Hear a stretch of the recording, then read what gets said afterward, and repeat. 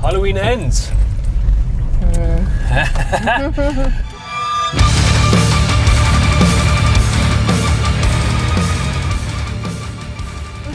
We just came from we watched a pre-release screening. It's starting all over the world tomorrow, but our friends at UIP managed to organize a special screening for us and the Horrorfest folks as a warm-up for the Horrorfest. Yeah, and I just actually feel like I want to praise the staff here at the Cavendish Centre, Sterkinikor. They were very helpful. So helpful, friendly, and professional, so thank you.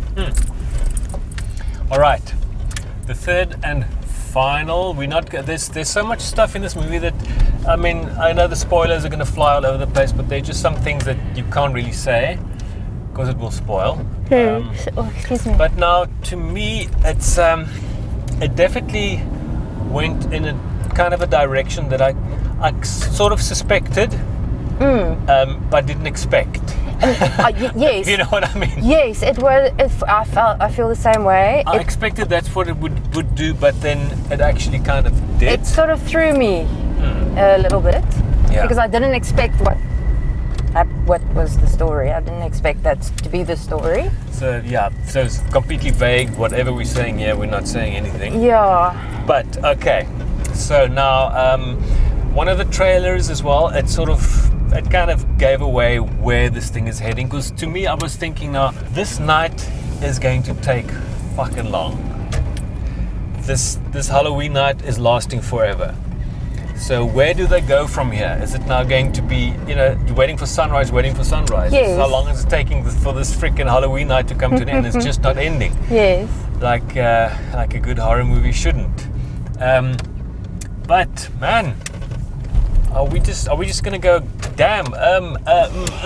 I was actually when the credit sequence started playing.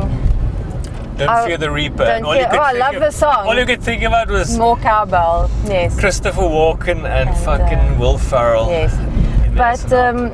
But never mind that. I actually love that song. I was trying to think of what are we going to say, and I feel like I don't know what to say. It's a case of are they going to wrap it, or are they going to fuck with people and leave it open to keep going for fucking ever? I think I don't want to say if I think that is what's happened or if it's blatant which way it's gone. Yeah. Leave it up to you to go watch and see that.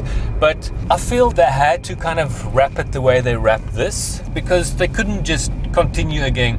Okay, there it's dark and it's Halloween night and everyone's running away and he's killing people and getting away with it constantly. But there's a twist that I didn't like. Yes, the way it went. Yeah, it was a bit. My personal opinion is that yes, they've done, or at least the Jamie Lee Curtis. She's done. She's not going to do another one. I think it's kind of public that she's. I think if anything, it will continue in a different. They'll probably turn it into a TV series, like they did with Scream and The Purge. All this, everything gets a TV series. But I mean, this is just such a cult movie series franchise. I mean, all those other sequels, they were pretty. Some of them were pretty dire and pointless and stupid. Yes. That's a fucking bunch of them. But the way they took these three movies and took the storyline from the very, very first one, ignoring all of those other ones, I always forget about the two Rob Zombie ones that got made as well. Which I don't really even count them. Yeah, they were really It's a different place. As a 3-part the trilogy, I think it was very good. I really enjoyed all of them. Even this one I enjoyed. Yeah. But I have to say, I enjoyed this one less. To me, it kind of it went in reverse. The first one was cool. The second one was cool, but not as good. So unfortunately, to me, it went downhill. Yes. You feel the same? I also feel it almost feels like they they weren't sure how to tie all the Yeah, strings blame it together. on Danny McBride. He's just a fucking comedy actor. What does he know about writing horror movies? It's a very like comedy and horror, I think, very close No, together. I'm kidding. But I mean, you know, there's. I enjoyed the characters. I enjoyed the what was his name in the film now? Who? Corey. Oh yeah, okay, right. I enjoyed. We sat here waffling without fucking saying anything. Yes. They introduce another character. Yes. Jamie Lee Curtis and her granddaughter living together. If you've seen the second one, then you know what happened. If you haven't seen the second one, we're not going to tell you what happened. But so it's now there's this new character being introduced. Yes, and it's a guy. It's the opening starts off in 2019, where there's this guy is like a male babysitter. Which when that happened, I was kind of like thinking, okay, cool, because it's always the screaming female babysitter. Yes, it's always like this sexy chick that's so the babysitter. They twisted, yes, this guy being a babysitter with this little kind of brat kid, and there's like a bit of a tragedy. Yes. That sets this guy's storyline in motion. And I enjoyed his character. I felt a lot of empathy for him, and I think if he had longer hair, he could make like a really cool Jim Morrison. No. Yes. His nose is too flat. It's all in the nose and the eyes and the mouth. That means the entire face. No. You can pull it off. Anyways, but I liked his character. I liked that part of the storyline. To me, I did, but I didn't. It was like, I don't know. If they'd left that out, this piece that we're not saying because it'll spoil it. Well, then they wouldn't have been. They kind of. I'm not saying they had to do this, but they had to do something different. All I can say is, in this one, I really enjoyed the kills. It was fabulous. In one way, there was some hectic stuff like face bashed into a tongue. I mean, if you're gonna do it, Dave. Yeah. With like a bit of a gag on top of it. I don't mean gag, I mean laugh gag. Yeah. To me, it just felt far less violent than Halloween Kills. You're right there. It did. It felt less. And also, the kills I enjoyed because it almost felt like... Something wrong with you, son. You enjoy kills. No. No, I'm joking. No, but you know, also in the greater scheme of these things, is, you know, we're fans of these movies, but I'm not a fan of these fucking killers. You know what I'm saying? No. I don't. You know, it's like don't idolize the killer. Like now with this Dharma series that we're watching now on Netflix, with like people complaining that people are hero worshipping serial killers, but I didn't really notice that in anything that people have been saying, but. We do know that it is that. We actually chatted with someone's boyfriend the other night, and he's like completely obsessed with it. Yeah, but it's also the age, you know. Yeah. The age is important. But besides that, so you know, we watch these things, and like you say, I mean, I'm just joking now because you say you enjoyed the kills, but you know it always comes down to, like we always say, like the Saw movies. Yeah. It's like these. They have to be inventive instead of just stab. But I don't mean. I didn't enjoy all the kills because there were one or two that I felt like, oh no. But then the ones that counted. Oh, you mean ones that deserved it? Yes. Oh, okay. Yeah. Okay.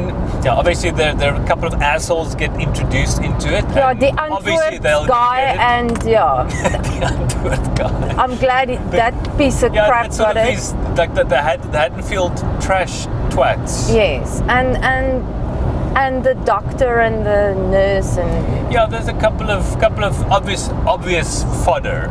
Yes, but those are the ones that I thought were justified. But not justified. But in terms of the movie, not in real life, guys. This is not real life we're talking about. Like I always say, you know, do you really deserve to get stabbed and hacked because you're an asshole? You know. But that little foursome was a next level of assholism. Yeah. Okay. But you like it when the bad guys get it, and they're kind of bad guys. They're twats. Yeah. So, but anyway, we digress.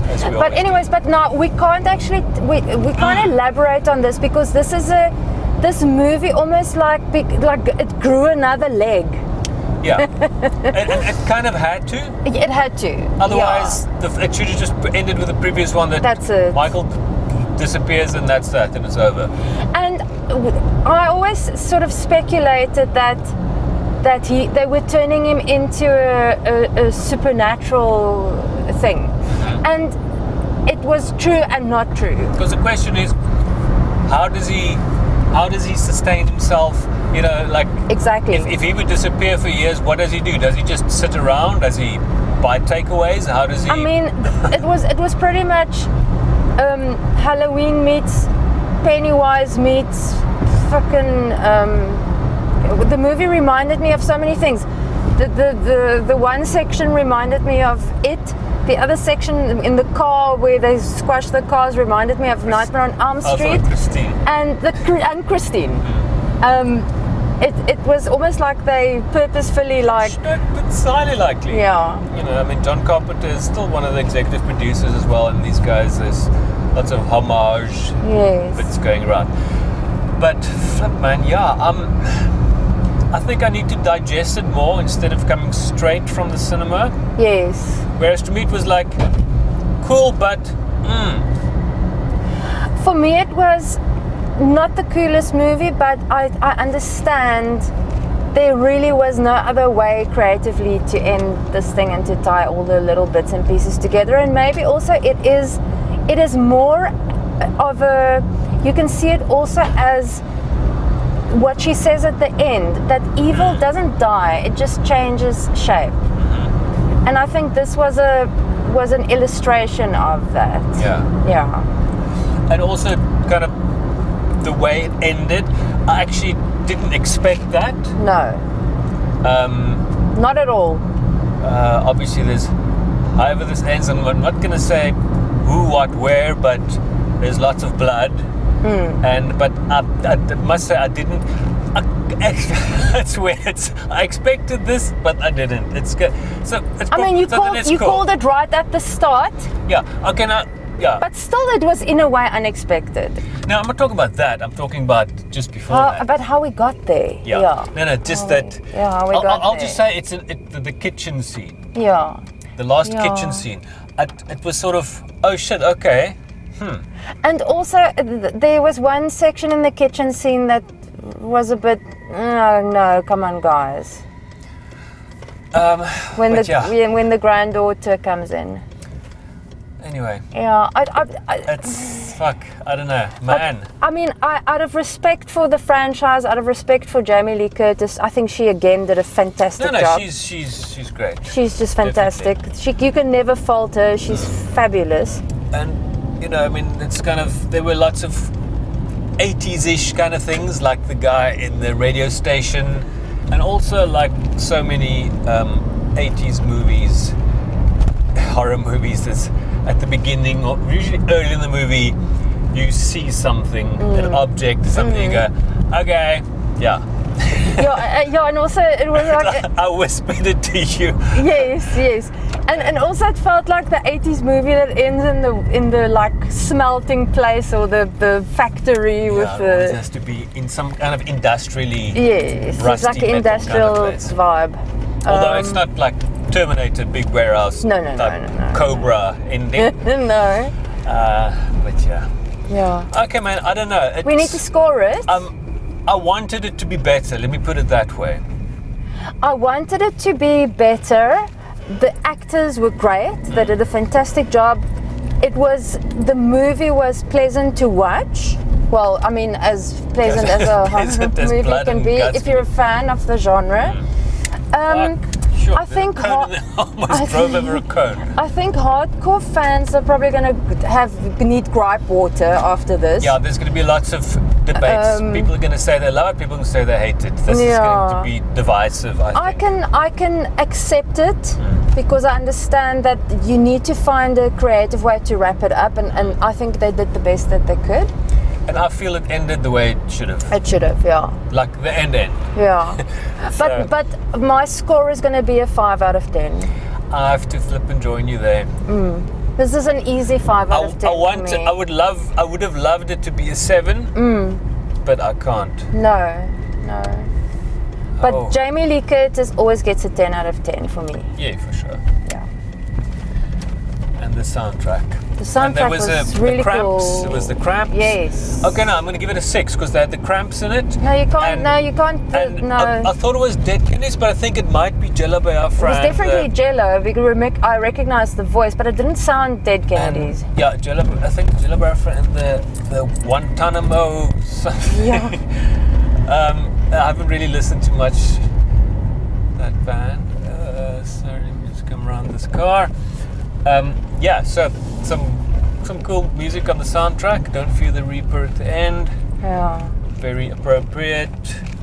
I mean, yeah, you can use that song for anything. Yeah, it's such a cool song, man. So, I guess if you watch, I think what I should do in about a year or so is watch these 3 back to back again. I think it might feel Actually, no. better, yes. You watch the 1978 one, No. Mm-mm. and then no, you have to watch that because it's all those flashbacks in the second one going back to the first Yes, movie. yeah. So I think watch 1978 and then the 2018, those 3. Yeah. And then I think it might sit better instead of being like a year apart. What do you think?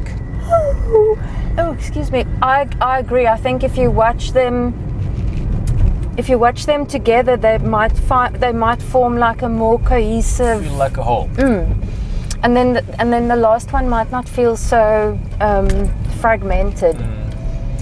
It also felt like it was not diminished. I just felt that there was too much space. Yes. Yeah, that's right. It's the way you're describing it is spot on. There was. It felt. It didn't. And then it goes into this other space. Not space, but another space. That really took it into a weird place. Yeah, But I think if you're like a newer generation fan, you'll probably appreciate the movie more. yeah.